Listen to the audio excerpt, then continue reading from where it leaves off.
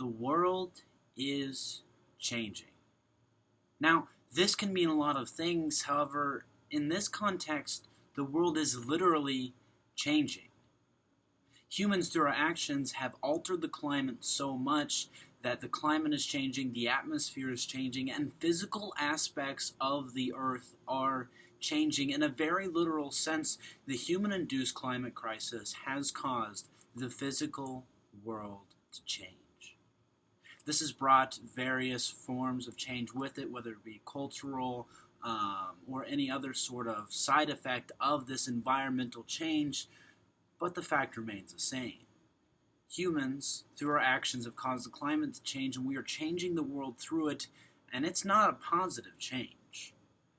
Through my critical issues class, we've talked about many specific issues. However, what the class has prepared me to talk on is that of distributive justice, and more specifically, how countries like the United States and developed countries in Europe and other countries across the globe can use their power in order to make the world a better place.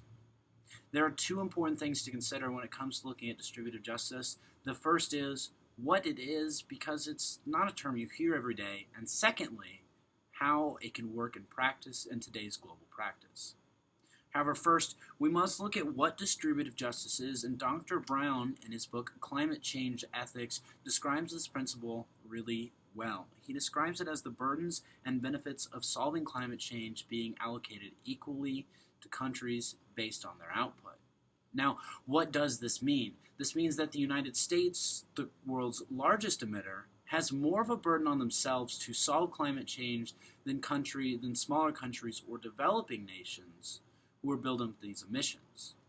So a small country such as Madagascar, for an example, does not have near the burden when it comes to the climate crisis and solving climate change as countries such as the United States, China, Germany, France, England, and countries such as those, because these countries have caused so much more of a problem that solving the problem is so much more theirs. This means cost, this means efforts, this means leading these talks. That's what distributive justice is, and what it means in the context, that the more you do means the more your burden is.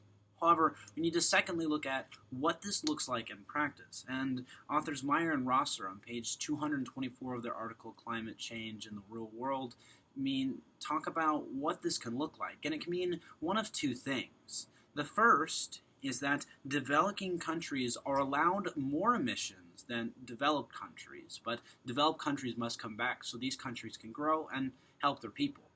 However, it can secondly mean that developed nations give money and developmental aid to developing countries so they have green technology to build their country and lift their people out of poverty. It's really humans' fault that the world is changing, but not everyone is equally at fault. And that's what distributive justice tells us. That we need to solve based on the problems we have caused and take on the burden based on the problems that we as a country and a people have created, and that in doing this, we need to help these other countries by giving them money or allowing and realizing that they're going to have more emissions as they try to solve these problems. The Earth is changing, and we need to solve it, but there's very specific ways we need to look at how we solve it.